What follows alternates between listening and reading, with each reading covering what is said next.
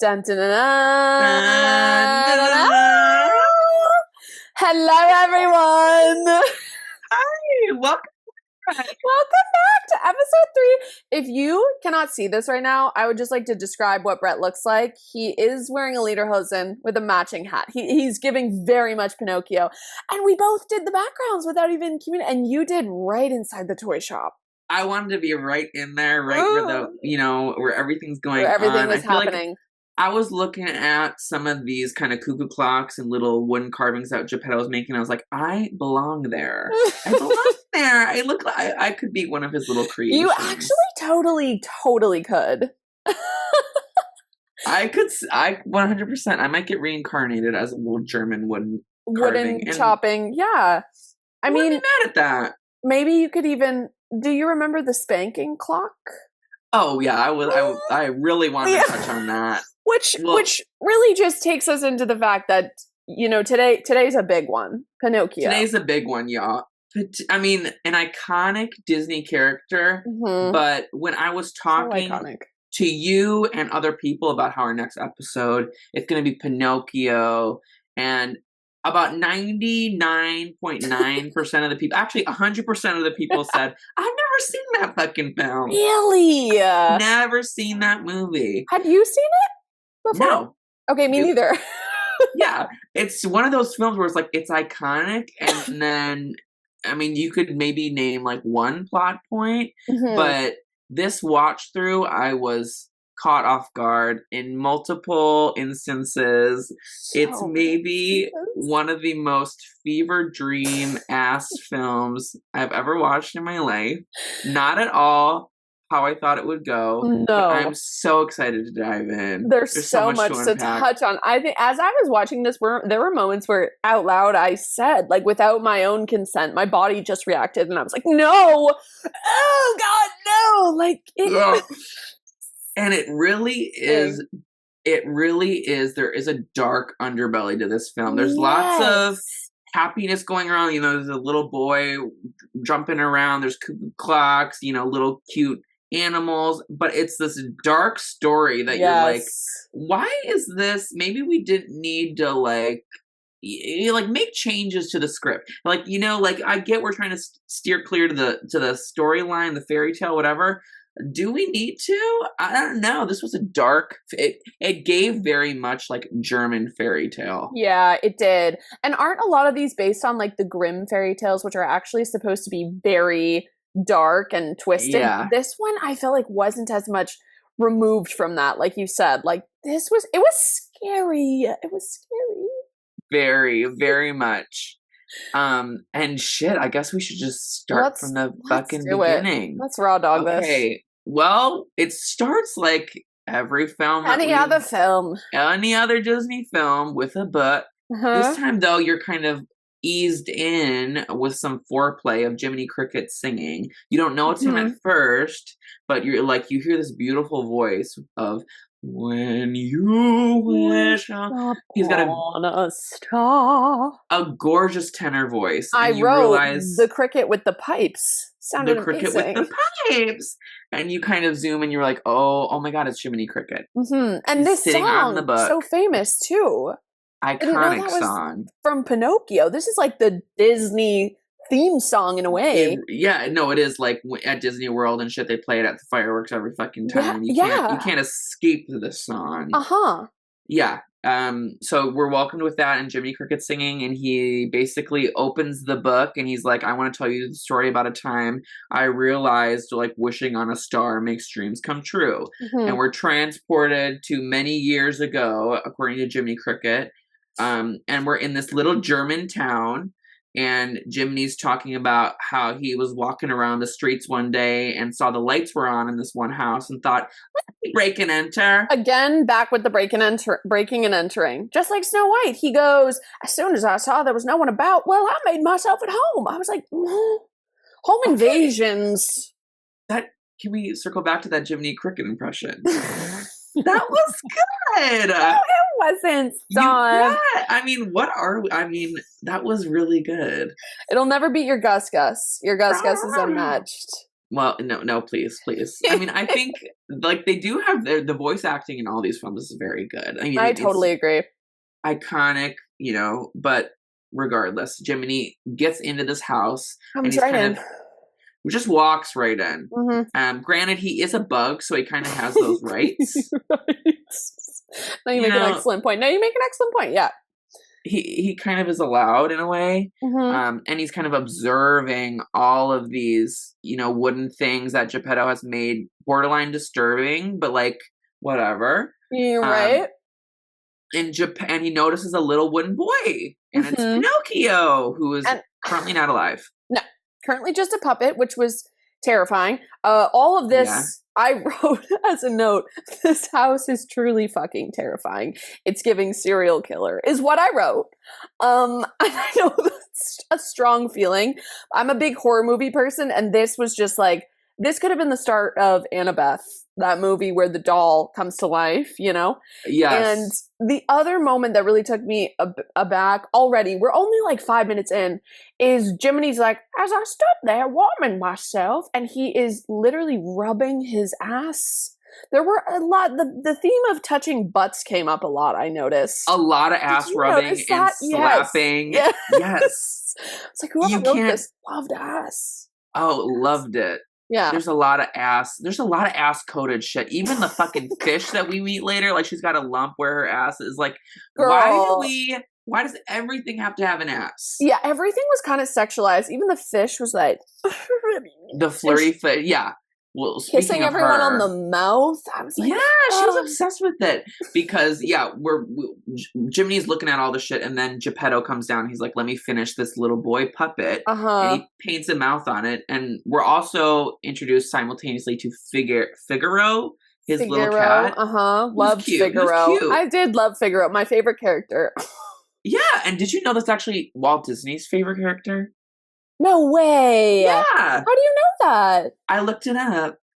I looked up little like fun facts about Pinocchio, and that was Walt Disney's favorite character, Figaro. No freaking way! I loved the cat. It was the only one that I liked.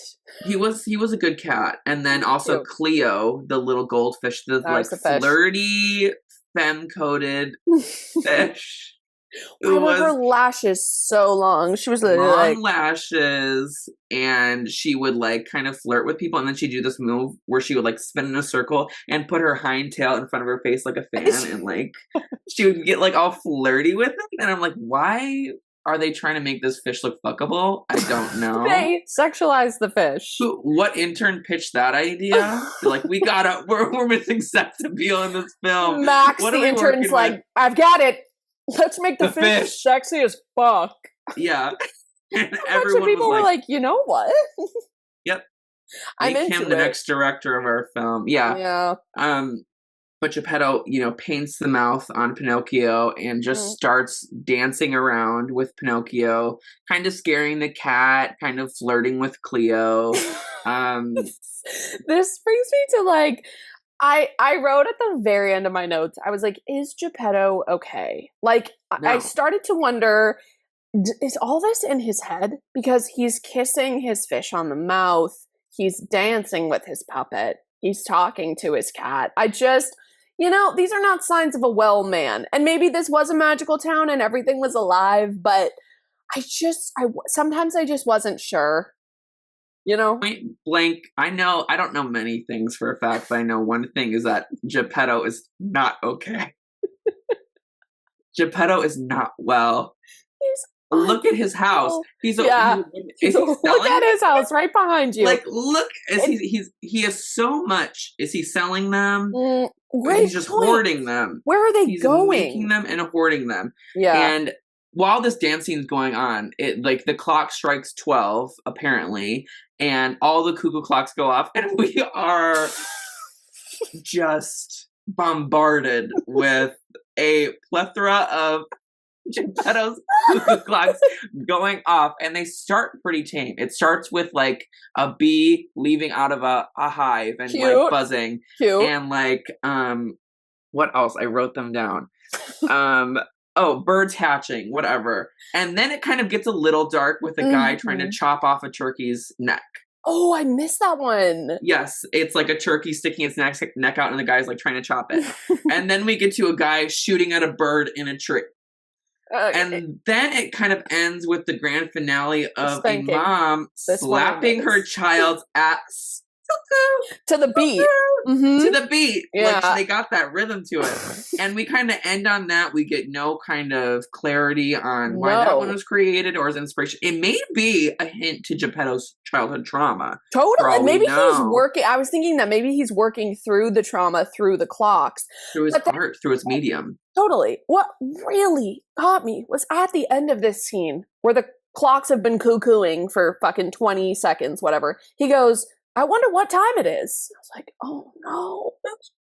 Shouldn't you know better than the rest of us? It's on every single clock. It was 9 p.m. Yeah. And then he opens up like a little pocket watch that makes no sense. And then he's like, oh, it's late. And this was really when I was like, okay, Geppetto. Hey, yeah, Geppetto's not well. Add that to kind of the tick mark of, you know, why Geppetto needs clinical help. And then basically they go to bed and Geppetto's like saying, don't you wish that Pinocchio was a real boy, talking to Figaro, like, don't you wish that? And he sees there's a star in the sky and he's like, let me make a wish and wish that that Pinocchio was a real boy. And this is where I'm like, I don't want to bastardize this film. I don't want to kind of turn something into something negative if it's not. But it's like, you are a man, I'm guessing you're probably in your 70s. Right. Single man, surrounded by cuckoo clocks. You want to bring a child. What do you want to do with a little boy? I know. It was unsettling. It was unsettling. I was like, this 70-year-old man who makes cuckoo clocks for a living, his greatest dream is for his wooden puppet to be a boy. Yeah. And he doesn't specify a son. He says a boy. I want a little boy. No. And this is I know. And then this is the part that got me. It's like you get this shot of Geppetto laying down. He's like kind of aggressively petting Figaro's ass and he whispers to himself, a real boy. And then goes to bed. I'm like, someone called. Yeah. Like what? It's alarm bells are going off. But regardless, the blue fairy flutters down. She does. Because she heard Geppetto's wish. And she's giving like if Cinderella was 35. Totally, 100%. I agree. She looked amazing. Right? Yep. And then she had a beautiful voice. Oh, you go. No. You go. I was just going to say she gives very much mommy. Yeah, definitely. Very mommy. Definitely mommy energy for sure. And of course, because everyone's flirting with everyone all the time, the cricket starts to flirt with her. The cricket gets nervous. It's giving the Bee movie. Like, doesn't the bee kind of flirt with the lady in the Bee movie? Oh, don't they end up kind of having... I've never seen it. I think they kind of have a relationship at the end of the Bee movie. Right. So, good thing Jiminy Cricket didn't see the Bee movie. He would have leaned into that even harder, you know? Oh, yeah. But yeah, he was definitely blushing from the blue fairy. I don't blame him. And when she told him to kneel... She's hot. Did you see that part when she's like, kneel? Because basically she brings Pinocchio to life. Pinocchio's like, oh my God, I'm alive. This dialogue was so funny to me because he asked why he's alive. And she says, Geppetto wished for you to become a real boy. And he said, I'm a real boy. And she said, no. You're not. Same. And what I was writing about this is I was like, you are setting up this creature for just the biggest existential crisis. You're like, I've given you the gift of life, but you're not really alive. She's like, you have to prove yourself before you can become fully alive. Like, I don't know. It made me think of like AI and Chat GPT and robots like wanting life. Like, it just totally unsettled me. This thing. You know what her energy was giving? Yes, her energy was giving very much like Glinda in The Wizard of Oz, where she's like very cryptic with what she's like kind of granting Dorothy, like kind of telling her a little bit what she's supposed to do, but she's like, you have to figure it out on your own. Yeah, totally. And you're like, bitch, I'm a puppet, girl. I've been alive for 20 seconds. 20 seconds. I've had sentient thoughts. I was a pile of wood. 10 seconds right. ago. And you I'm want me just to figure supposed this to, out? yeah. And basically, she's like, you need to have a conscience. And Pinocchio's like, what the fuck is a conscience? And Jiminy I've been alive for basically, 20 seconds, right? right. And Jiminy's like, I'll be your conscience. So, like, Right, the the blue fairy cricket. dubs him. She's like, kneel. And I was like, mommy? Goo goo gaga. And he kneels and she kind of makes him Pinocchio's conscience, like in one kind of motion, and then she flutters away. And then it starts this whole religious-y narrative where it's like, he's like, what's a conscience? And she's like, well, it's something that helps you resist temptation. The world is full of temptations. And this was unsettling to me. I was like, okay, so there's an underlying kind of weird religious element to this. That's what I was getting from that. No, you're so right. Like, this is kind of like the whole kind of underbelly of this film is like avoiding temptation, how temptation is bad. Yes. And one of the worst things was like when Pinocchio pursues his career as an actor, which we'll get to. Hearing you say that out loud was, well, I mean, real. No, that was a plot point. That was a plot point. His career as an actor in Hollywood being the puppet show in this German town, his name up in lights, and apparently he wasn't allowed to have those dreams. And I just kept thinking, like, okay, so we're not allowed to be actors. Like, I don't know.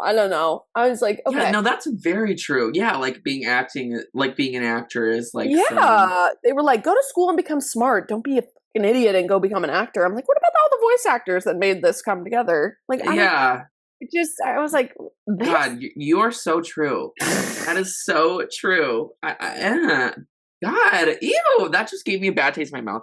Yeah. But anyway. They like basically the blue fairy flies away, and Pinocchio and Jiminy Cricket have like a moment where they like are sitting down, and Jiminy's trying to teach him about his conscience, and they get into the give a little whistle song, give a little, because he's like saying basically if you're in a situation and you don't know what to do, just give a little whistle. Okay, I mean, I don't know. Maybe I'll try that next time. Right. That you're faced with temptation. You decide to pursue your career as an actor, or I don't know. Whistle. Just whistle. Just fucking whistle. And again, in this scene, his ass gets slapped by some broken guitar string. I was like, really? This again? Like, what's with the butt stuff? We should have... What's with the... I ask myself that every day. Shut the fuck up. With the butt stuff. And for this movie that's all like, resist temptation, but we're gonna make everyone have a fucking dumpy, and we're gonna remind you of it every 2 seconds. No, we should have fucking marked every time there's a reference to ass. There would at least be 28 marks. 100%. The petting of the cat's ass, the snapping of the cricket's ass. Pinocchio gets slapped on the ass like at least thrice throughout the film. The evil fox guy digs through that pocket in his butt. Yeah. I can't believe the words that come out of my mouth. But Well, yeah. Right. But anyway, during the song, Pinocchio fucks up and falls off the ledge and makes a lot of noise, and Geppetto wakes up and he's like, there's someone in my fucking house. Grabs a gun, because that's immediately what you do. I mean, Geppetto's got his concealed. He's a member of the NRA. Yeah, for sure. No gun safety here. And now there's a child in the home. Yeah. And basically finds Pinocchio there, because Pinocchio has no sense of worry. You know, he's like, it's me. Yeah. Pinocchio, I'm alive. And Geppetto's like so fucking happy to see this little boy alive. Yep. And everyone's so excited. They all kiss each other. That's when the fish kisses the puppet and the cat on the lips. Yeah, she was getting her kisses in. She was getting her kiss quota in. It's time to, everyone's happy. Time to fucking optimize exactly my kiss quota. Knock those suckers out. Oh god, she was desperate for those, just pining for those kisses.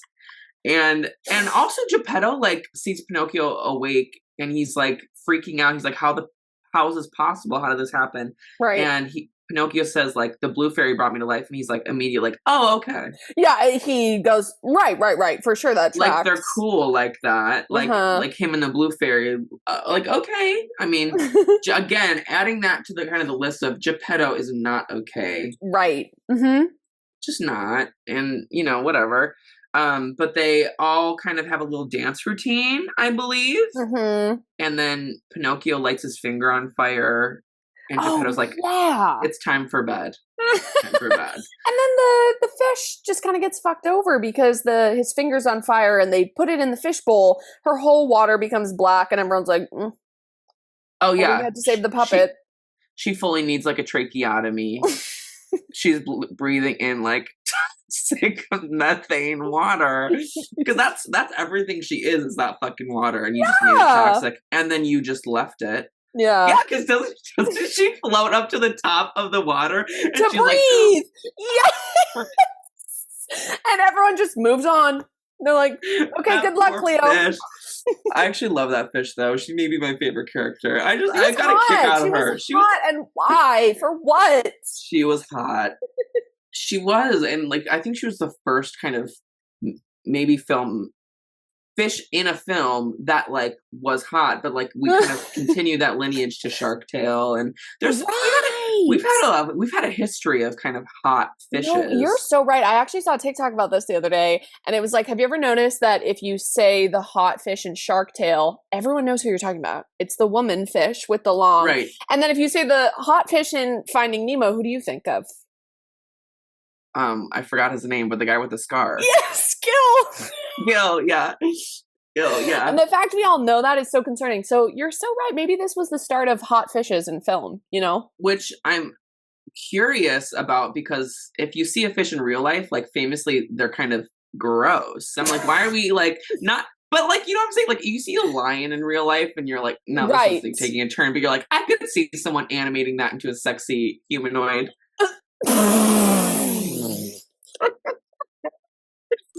You know what I'm saying? Like they got the face structure, they've got the lashes, they kind of look at you like this. I don't totally know.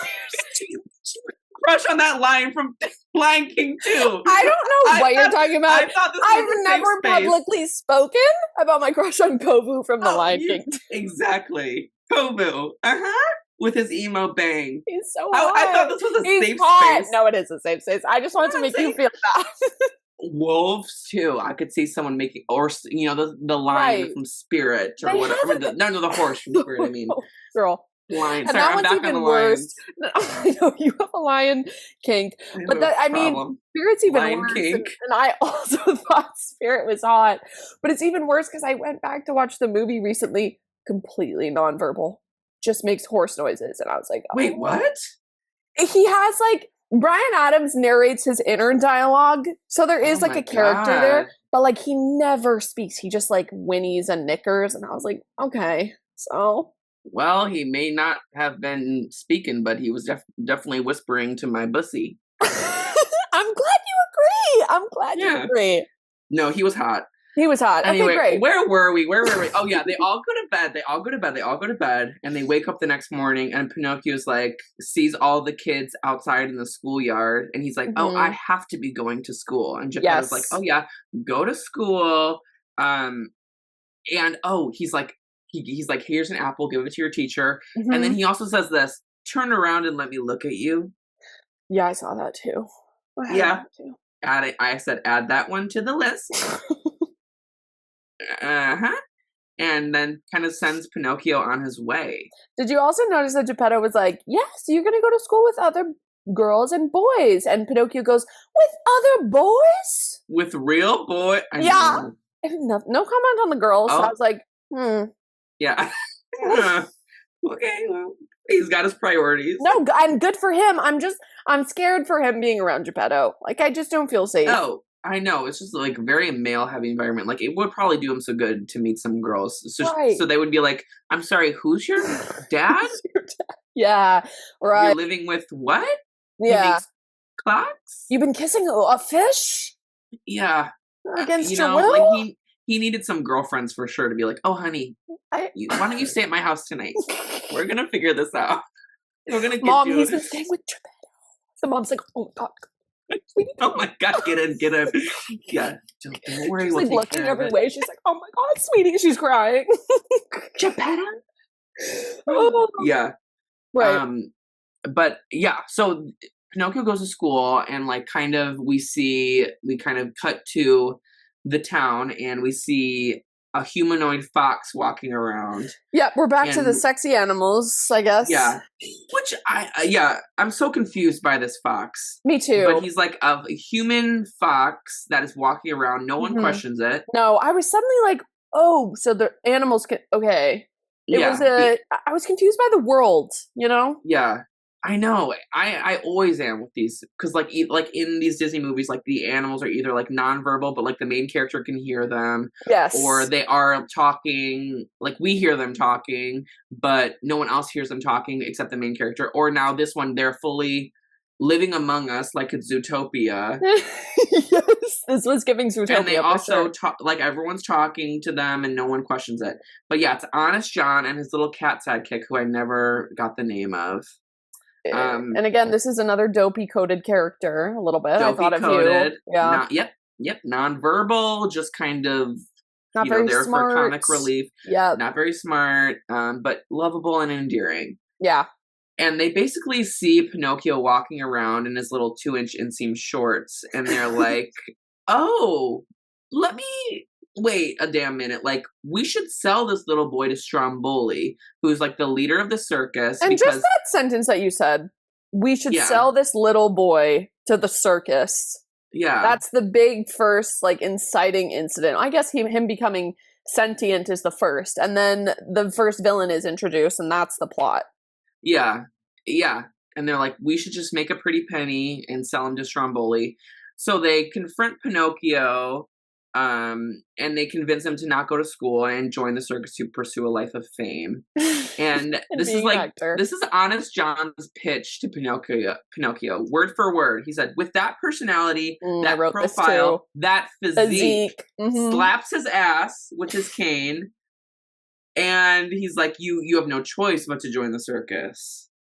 And Pinocchio doesn't necessarily agree, but he's like, "Yeah, I'll follow Honest John. Like, let's do it." Right. And he just kind of gets whisked away. Because he's been alive for 12 hours. He hasn't learned that people can be evil and stuff like that, you know? Right. So I felt kind of bad for him. They were like, how could you go and become an actor? Like, he doesn't even fucking know what that is. No. Or who these people are, you know? So, but yeah, I mean, I would be so interested to read, like, literally an academic paper on Pinocchio. Like, is there an underlying, like, child abuse trafficking? Right. Seems like, honestly. I know. And I can't tell if, like, the writers and creatives behind this were just kind of, like, not aware of the narrative they were spinning with this whole thing, or if they were very aware and were like, no, this is kind of a statement on, like, how children can just get brought up in an environment where they're, you know, a circumstance of whatever's going around them, and they kind of can get abused like that. I don't know if that's the case. If that is the case, props to you, well Mama. done, you did that. Yeah, but I don't necessarily think that's the case. I'm exactly with you. I don't know if they were doing that, being that aware.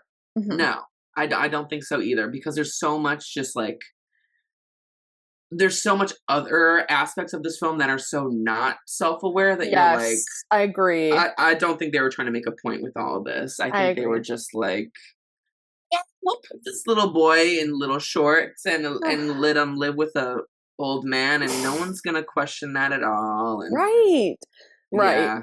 So anyway, we kind of cut to Pinocchio performing at Stromboli's circus. He doesn't have to audition, no nothing. They're just like, put this little boy on a stage and we'll figure it out. That's Hollywood, baby. That's Hollywood, baby. You get one shot and one shot only. You're gonna be a big star, they were saying. Yeah, exactly. And he just immediately goes into this little ditty called "I Got No Strings," which is iconic, I think. Yeah, right.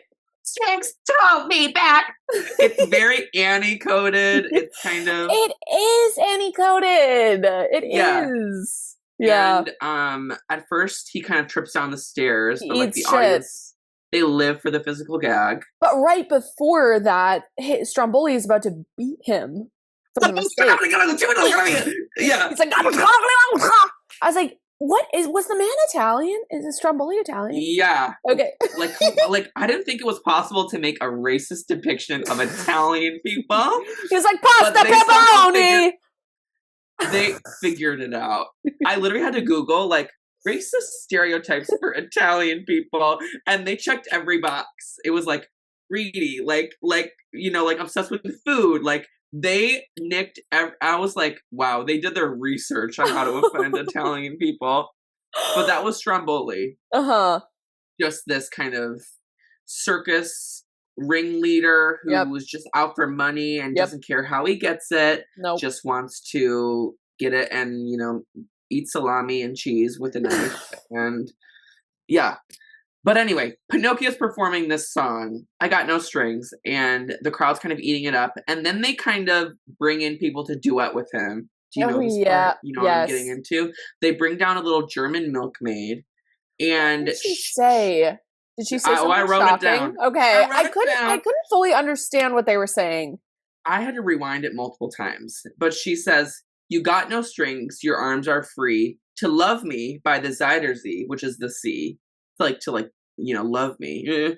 She says, "Yeah, yeah, yeah. If you would, I'd bust my strings for you. If you would woo, I'd bust my strings for you." What does that mean? Strings. And when she says "bust my strings," she lifts up her dress.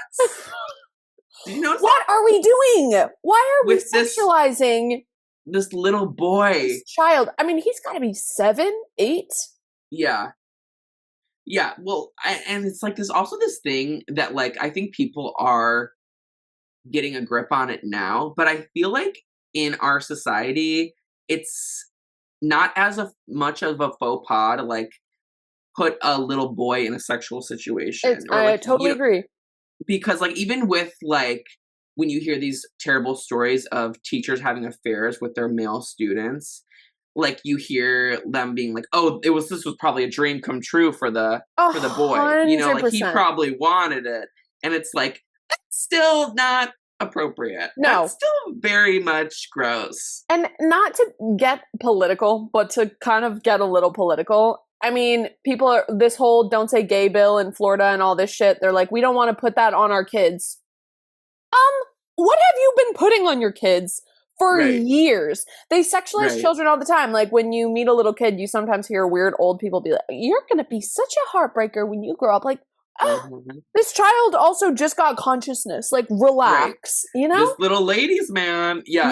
Those fucking shirts. No, it's only sexual. It's only exposing kids to sexual content if it's some homosexual content. Yes. If it's heterosexual, 100%. it's not sexual at all. Yeah, and I just don't think some people who understand that, how sexualized these movies were. Oh yeah, pushing this narrative since day one, that's so freaking creepy and gross. So creepy. And it doesn't stop there because the German lady goes away and a little French lady comes down. And it was the same kind of thing. He's dancing around the world. Literally dancing around the world. She kind of gives the same narrative where but of French version of I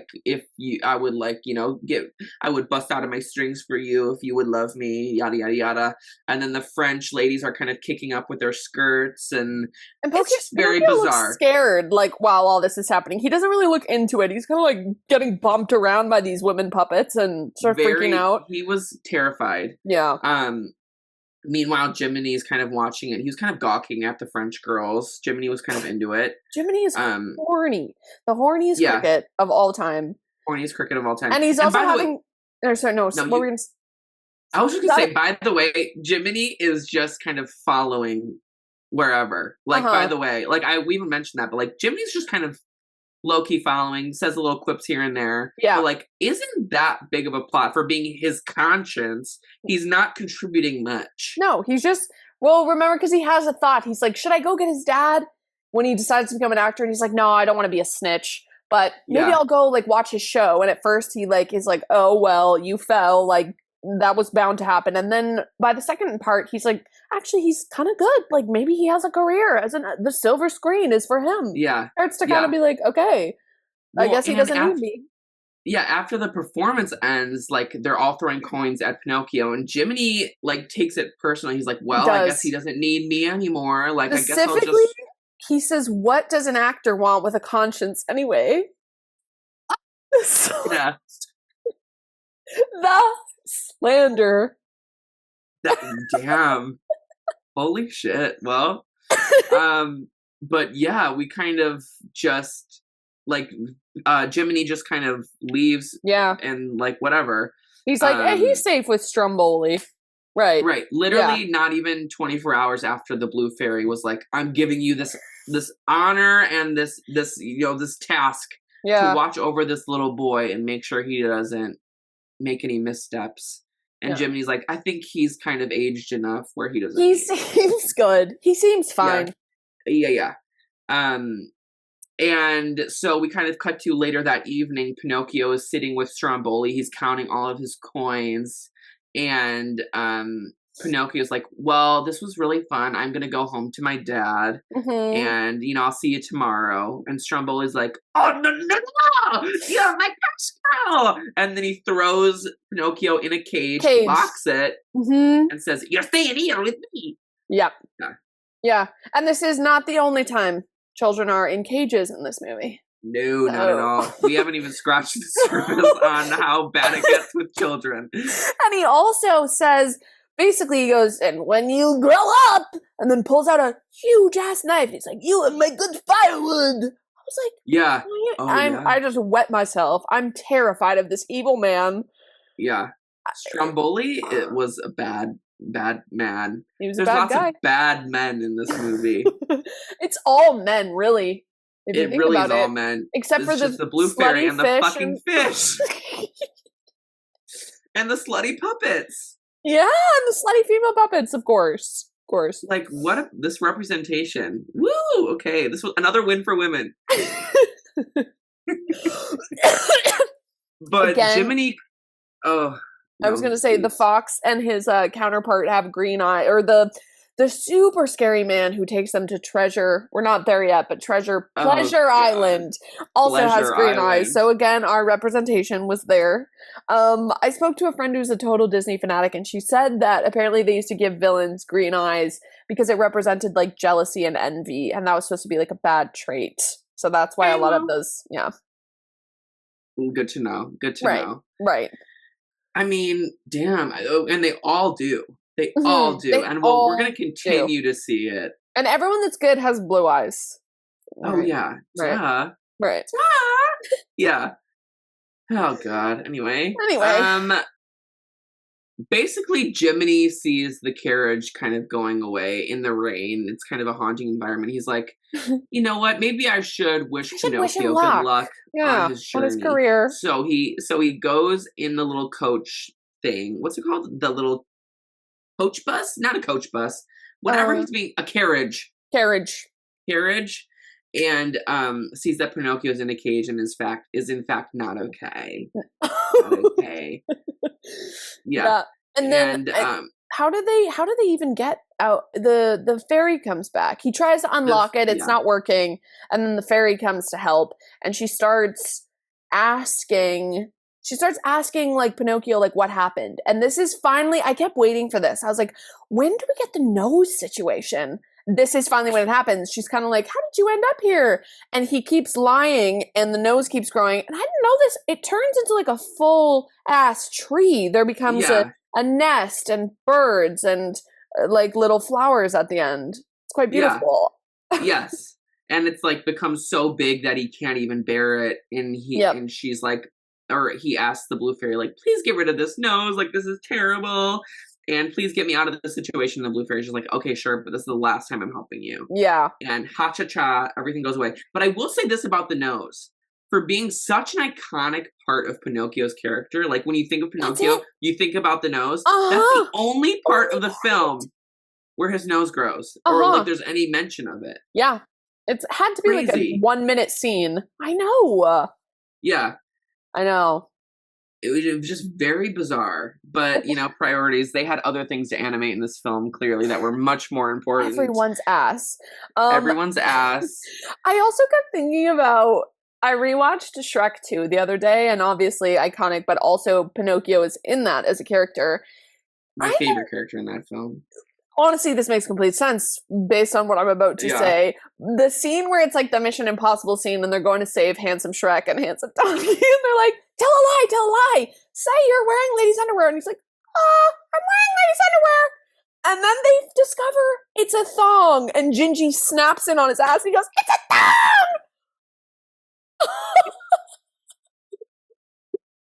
he's like, I'm wearing ladies' underwear. No. Just what a king. What a king. And watching that back, I was like, we watched this as kids? That's and we ate it up. It was hilarious. It was so funny. And in the moment when I was watching Pinocchio and I was scared and I was uncomfortable and I was sad, I was like, I wish this was more Shrek-like, you know? I wish all this was ironic. It didn't feel more ironic. Self-aware. Uh-huh. Yeah. Anyway. It did not at all. No. It was, very bizarre. And the bizarreness only continues from here because Pinocchio escapes. And also, by the way, there's like this scene where we cut to Geppetto and he's like, where the fuck is Pinocchio? I have to go look for him. Yes. It's been 8 hours since my little boy has gone to school and it's, not checking out. So he's kind of basically starting the search for Pinocchio because he can't find him. Yep. But anyway, Pinocchio's running away to head back home to see Geppetto. And Honest John, we kind of have this scene where we cut to Honest John. He's talking about the money that he got from selling Pinocchio, all this. And they're sitting with this guy named the Coachman. And he's this like big, scary guy. And he's terrifying. Like, if you guys want to make some real money, I have a proposition for you. And this whole scene is fucking weird. It's so weird and creepy and would not fly in 2023. Oh, absolutely not. He says his new plan is that he's collecting stupid little boys. And we kind of have the scene where he whispers in John's ear. So you don't know what he's saying. Mm-hmm. So your mind automatically goes to the worst possible situation. Like, what are you doing with these stupid little boys that you're collecting on a place called Pleasure Island? Yes. Yeah, he like stops whispering and he says, and I take them to Pleasure Island. I'm like, what's the name of the guy? What the fuck is Jeffrey Epstein? It's giving that. It's giving Epstein. It's giving Disney Epstein. It is. Yeah. And it's such a scary scene that you notice that the two, up until now, villains, Honest John and his little sidekick, are scared of this guy. They start sweating and panicking. Like, they're terrified. I was like, whatever he's saying is, I'm glad we don't know. I'm glad we don't know. But we will figure it out. We do find out. We do find out. But anyway, Honest John finds Pinocchio again and tells him about Pleasure Island, excuse me. Yep. And basically convinces him to go. I wrote in all caps, is this guy a pedophile? You could say that about every fucking male character in this film. I'm not kidding. Deadass. That's what I was asking myself. Is he a pedophile? Yeah. The whole thing is giving. The whole thing. Yeah. But we kind of cut to Pinocchio on this carriage with all these little rowdy boys on their way to Pleasure Island. They get on the steamboat and they ride it over to Pleasure Island, which looks like a fucking blast. Honestly, I hate to say this because it's horrifying, but I was watching this and I was like, I fuck with Pleasure Island. Yeah. Like, I don't.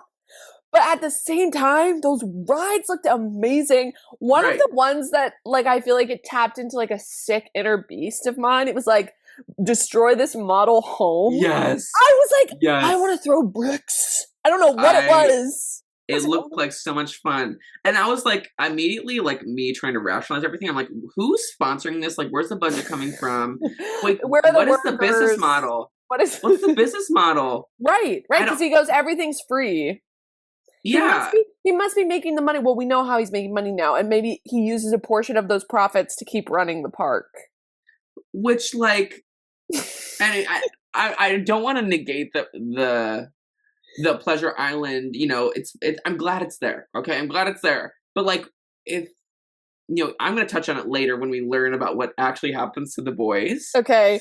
And I can just touch on it now. I mean, why not? Tell us. But like, basically, they turn all the little boys into donkeys. And you don't, at first he goes, he says, the doors. And a bunch of these, like, not even humans, they're just these black creatures close the door on Pleasure Island filled with these little boys. And he goes, bring out the cages. And I was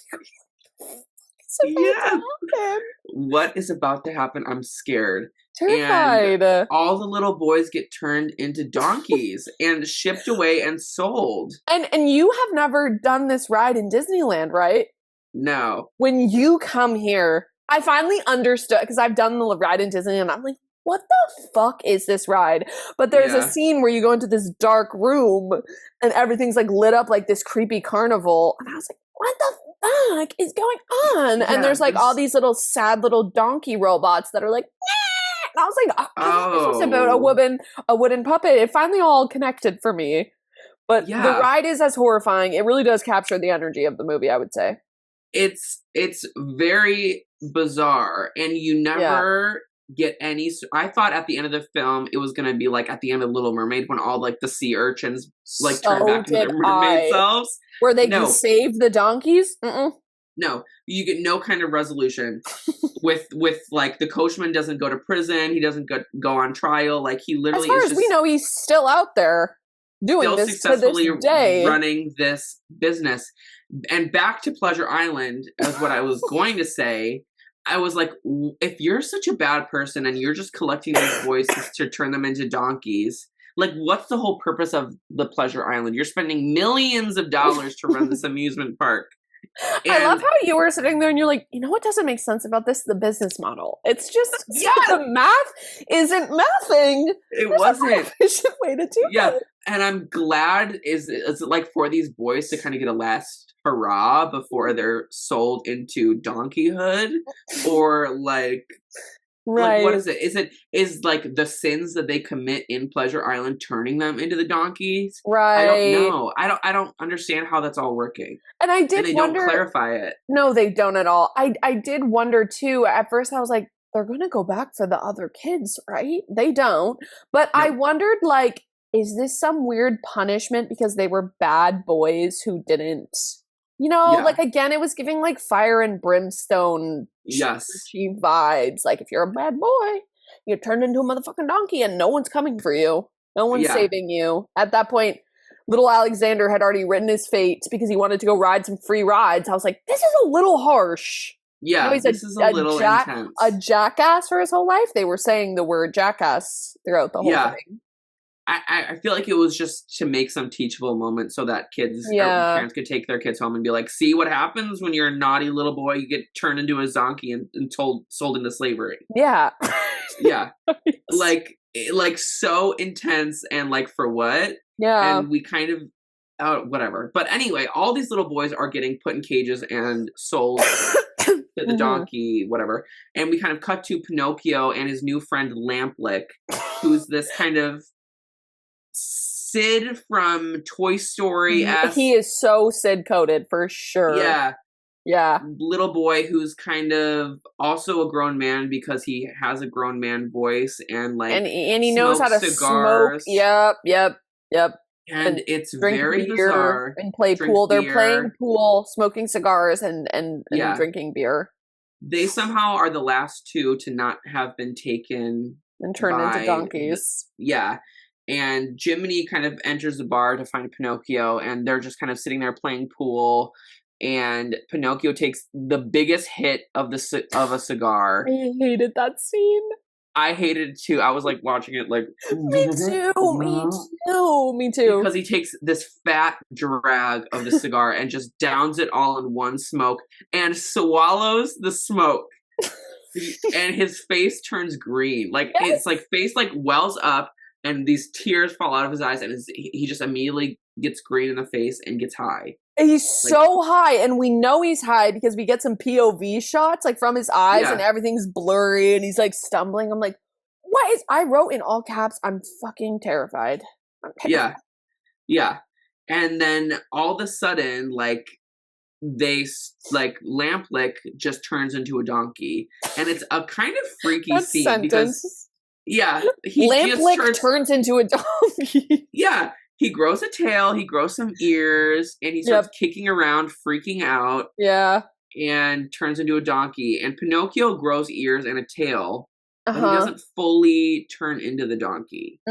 Right. And then that's when Jiminy's like, we got to get you out of here before like the transformation's complete. And so they dip and leave all the kids behind. And I was upset by that. Yeah, and we get no resolution on them. It's just kind of continuing on. They don't report them to the authorities. No. And yeah. And but then you Pinocchio think, escapes. but Pinocchio's fine. The That's wooden all that puppet matters. is fine, who's now sentient, so I guess he's alive. And now you think we've seen all the shocking plot points that we're going to see, but no. Now we go, where's Geppetto? Yeah. Where's Geppetto, right? How did they find out where he was? They literally, okay, so they go back to the home, and they're like, there's cobwebs everywhere. Yes, and the little blue fairy, like, sends some little birds to drop off a note. Yeah, she essentially texts them in 19, whatever. Just FYI. Geppetto, and it's like, just so you know, Geppetto has been swallowed by a whale and is currently living in the stomach of Monstro the whale in the bottom of the ocean. Hope that's the man okay. was left Peace and blessings. The guy's left alone for what? I mean, was it 7 hours? How did he get swallowed by a whale? Right? Because he went looking for Pinocchio in the fucking ocean? I don't know. I don't know. And again, okay, I don't know that much about the Bible, but isn't there like some biblical story about a guy who gets swallowed by a whale? Like David and Goliath or something? Noah? I don't know. I don't know. That's not knowing. I need to look this up because again, I was like, okay, I feel like there are very religious undertones to this. I feel guy like gets swallowed by a whale, the Bible. I'm speaking that into my phone like I'm a fucking grandma. Yes. Jonah was saved from drowning when he was swallowed by a whale. He lived for 3 days inside the creature. Joan of Arc. Joan of Arc. Was that it? Is that someone else? I don't think that's someone else. No, that's Joan of Arc. I'm so. Oh my god. I thought I could rely on you. I was thinking Jonah of the Ark. Like I was. Well, okay, whatever. I need to go back to church. Girl, I think we both do after this movie. True. And yeah, okay. So Jonah and the whale is a Bible story. Yeah. Damn. Yeah, he was swallowed whole for 3 days and nights. You see, look at you connecting. This is very biblically undertoned. It has to be. And then God commanded it to vomit Jonah out onto dry land. And that's essentially kind of what happens to them at the end. Yeah. And I feel like the fairy represented like Jesus a little bit. Yeah. Maybe I'm getting too deep. Like maybe I'm reading into it, but. No, she's probably honestly the Holy Spirit. Oh, yeah. Yes. You know? For sure. Yeah. And Geppetto is your local pastor who is like a little touchy at communion. You're not wrong. You're not wrong. Yeah. That's kind of what and I'm I feel like Pleasure Island is a metaphor for the temptation. Temptations that the devil and the fox is like the devil tempting you to, I guess, be an actor. Buglet. I can't wait to read your thesis. Well, I think you're right. I bet you're correct 110%. I was thinking of like looking this up. I'm sure someone's done some analysis on this. I really think that this was some weird gaudy spiritual thing. Yeah. I believe it. Walt was into that shit. He was heavily involved in this film. Yes. Like more so than the other ones. Was he really? Oh, that's kind of unsettling. Yeah. Yeah, he was really into this one. Interesting. Yeah. But anyway, they're like, we got to go explore the ocean and look for Geppetto because he's in the stomach of a whale. And like Pinocchio doesn't blink an eye. He's like, yeah, we got to do it. We got to go save Dad. Yeah. So they basically like sink themselves to the bottom of the ocean with a rock, and they can breathe. So I know. like, I kept waiting for some explanation about the breathing. No, they were fine. Don't ask any questions. They're fine. And they're kind of, it's this kind of the first scene in this movie that needed to be longer than it should have. Like I feel like in the other films, like in Snow White specifically, like you get these really long scenes with the dwarfs. Yes. There wasn't a lot of this in Pinocchio. There was a lot of plot points coming at you. Yeah.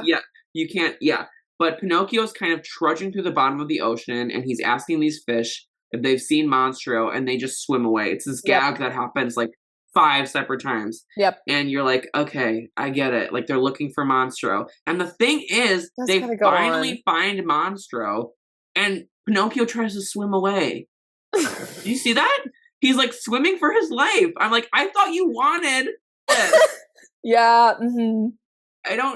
That was bizarre to me. Yeah. We also kind of cut to Geppetto in the stomach of Monstro. Uh-huh.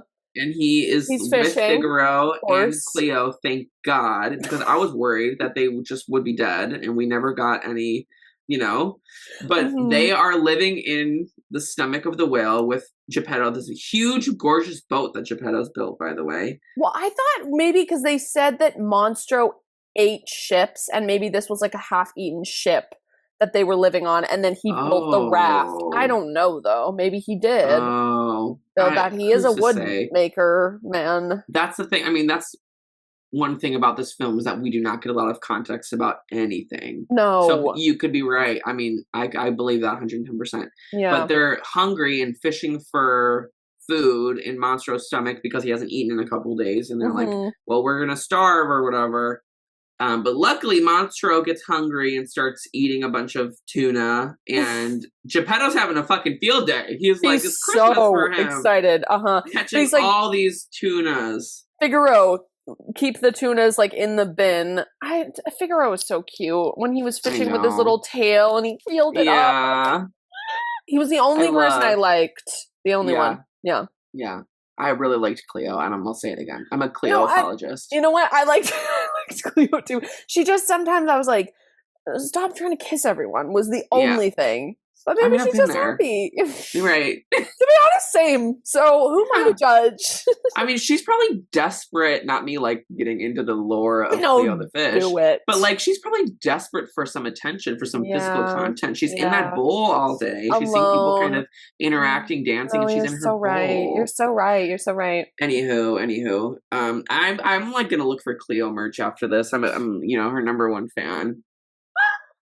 But anyway, Monstro is eating all this tuna, yada, yada, yada. And while he's doing so, he kind of swallows Pinocchio as well. And so by default, Pinocchio and Geppetto are reunited and so happy. Yeah. I was waiting for... Oh, you go. At first he thinks... It actually takes years off my life when we're like... Yeah. He thinks... He grabs a fish instead of Pinocchio at first, and he's like kissing the fish. He's like, "Oh, Pinocchio, I missed you so much." And this tuna's just like trying to escape. Yeah. Another little gag for us, and then yes, they do reunite. And I mean, Geppetto's so scary, but like, I guess this was a sweet moment. It's supposed to be sweet. Yeah. When you're like, right. Well, I mean, whatever. I think we're not supposed to question it at all, but it's hard in 2023. It's impossible. It is impossible. Yeah. Yeah. And be like, don't make this children's film about that. But like, low-key, it is. It is about that. Yeah. But anyway, they're so happy to see each other. Yep. Pinocchio's talking about different ways they can escape. Geppetto's like, I've tried everything. I've been in here for 2 days. Pinocchio's on a mission. Pinocchio's like, no, I have an idea. Yeah. And he's like, let me light a fire inside Monstro's stomach and we'll get sneezed out. So they get on the raft, they grab Figaro and Cleo, they light a fire, and it works. They get sneezed out by Monstro. Like a plot point I never thought I would be uttering, but... The fish, cat, pedophile, and wooden puppet, who's now sentient, gets sneezed out of the whale's mouth. And it's this long, incredibly stressful scene. When they started getting sucked back in, I was like, yeah. You've been through so much. Imagine it just ends. They get sucked back in. And they're like, okay. The end. This is where we live now, But yes, finally they escape. And then they get washed up on that little kind of like island. Yes. This is not funny. I know exactly what you're going to say. I was like, oh! Pinocchio's lifeless body is lying face down in the water. So Pinocchio goes through all this effort to save Geppetto, and they get washed up into the shit. And Geppetto's fine, and he wakes up. But it's like cut to Pinocchio face down in a fucking puddle. So dark. It was so dark. And you're like, what? And then what happens after? They cut to the home, and Geppetto's crying, and Pinocchio's on the bed like, oh. This movie is nightmare fuel. Yeah. Fuel. And he's crying because he thinks the puppet's dead. And then I knew what was going to happen because I was he was so brave. You know, he did all the things that the fairy wanted him to do. In the theme of resurrection, just clocked that. Oh, It's motherfucking Easter. She comes down and she says, well, you did all those things, so now your reward is, you're going to get to be a real boy. Yeah. And he turns into a real boy, and it was, I don't know why, but it was like disturbing to see him as a real boy. Like, I preferred him as a puppet. No, I agree. I felt the same way. I was like, Yeah. I don't know. It was like, it's like at the end of Tangled when Rapunzel cuts her hair, you're like, beautiful blonde gold. I know. It's like, that's what makes them iconic, and we just lost it in one swift motion. Yeah, like, I'm happy for him. I'm happy that he's a real boy now. Right. But I agree, the way they drew it was just, like, kind of off. And maybe it's the whole, like, oh, now he's a real boy in these situations. Yeah, he's not just a little puppet anymore. Maybe him being a puppet, like, protected him a little from these people. I don't know. Maybe not. Right. Maybe he was never safe, I guess. Anyway. I guess not. No, not in this situation. I mean, with all the shit he's been through, he's clearly not safe. No one's got his best intentions. He's literally been alive for 72 hours and has had 84 near-death experiences. He was swallowed by a whale. He was almost turned into a donkey. Like, he had a short stint as an actor. Like, right. He was literally trafficked. Yeah. He was exactly. And so, but I'm happy for him. He becomes a boy. And then we get this moment again with fucking Geppetto, which again, I'm like, is he okay? Where Pinocchio starts talking to him and he goes, why are you crying? And he's like, because you are dead. And I was like, okay. Oh, yeah. And there were a couple moments like that where he didn't realize things that were happening where he's like, what time is it? And you're like, oh, the clocks just went off. And like, it was again leading into that narrative of like, is Geppetto okay? We already said no, but Yeah, it's like, hey Geppetto, like here's reality. Like, can you get a grip on it? Right. Can you just grab it really quick? And in his defense, he was swallowed by a whale like 20 minutes earlier, so. Right, yeah, he's delirious for sure. Right. But I mean, he's lived a life of delirium. Like, look behind me. He's making fucking wooden cuckoo clocks of moms slapping their kids' asses and some of the most bizarre shit you ever seen in your fucking life. Yeah, no, you're right. I don't know. Yeah, Geppetto's kind of the secret weirdo. He's the question mark for me. I don't know. Big time. I'm with you. And then I mean, he's a little boy, and the movie ends. Yeah, I just wrote, is Geppetto okay? Love this song though, and then it was over. Yeah, and it's over. Yeah. And again, no clarity on the Donkey Boys, no clarity on Stromboli and his like weird circus antics. Like, no one gets justice in this film. No villain gets justice. No. We're just kind of like accepting everything as reality. Which may be a metaphor, like, like sometimes bad people don't get justice. I think that's like what it is. I think this is the whole like, if you're bad, you go to hell situation and there's no redemption. Bye. Yeah. Shit. Huh. Well, fuck. Anyway, that was Pinocchio! Pinocchio! Yeah. Thank God it's done. Yeah. Thank God it's over. And it's funny because Pinocchio actually flopped in the box office. I think you told us that. Flopped in the box office. But then I looked it up on Rotten Tomatoes. I was like, I bet this got a terrible rating. It has 100% on Rotten Tomatoes from the critics. It's like, who are these critics? I don't know. I feel like there are a lot of Disney apologists out, walking among us who That's what it is. Like Walt Disney's early works can do no wrong. They're perfect cinema. Like, like there's always some intention and it's smart and you know, if you don't get it, then you're just not looking, you know, it's like shit like that. Where it's like, Sure. you know, Totally. and I don't know. It was definitely a bizarre fucking film. I understand like the icon status of the characters and whatnot, but in terms of story, like fucking bizarre and would not Yeah. fly in 2023. And it makes me actually want to watch the live action Yeah, one that me just came too. out. Me That too. just came out. That one hella got bad ratings too. That got like 30% or something. So I'm really curious what they did with that one and what they did differently. And Yeah. then Guillermo del Toro also Yeah. did another Pinocchio that did really well, Yeah. that people loved.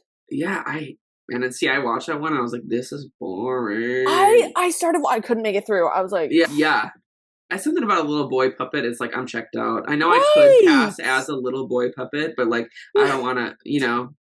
No, totally, yeah. I get it. That was another thing for me too. Like, at least with some of the princess films, you can kind of like insert yourself and be like, oh my Right. god, I could go to this cast. Like, who am I relating to in this? Right. Who am I relating to?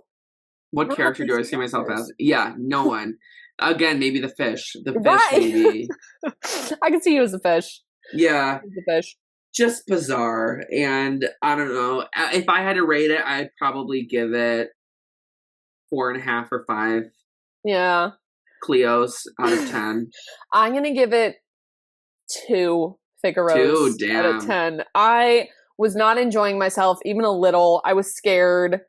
I knew it was gonna be great for content, but on like an audience level, wasn't for me. So listeners, maybe skip this one. If you need feeling the need to revisit a Disney film, maybe this isn't the one. Art. Well, shit. What should we do for next time? I picked this one, so maybe it's your turn, girl. Any ideas? Okay. Well, we're trying to go a little bit chronologically, right? So yeah.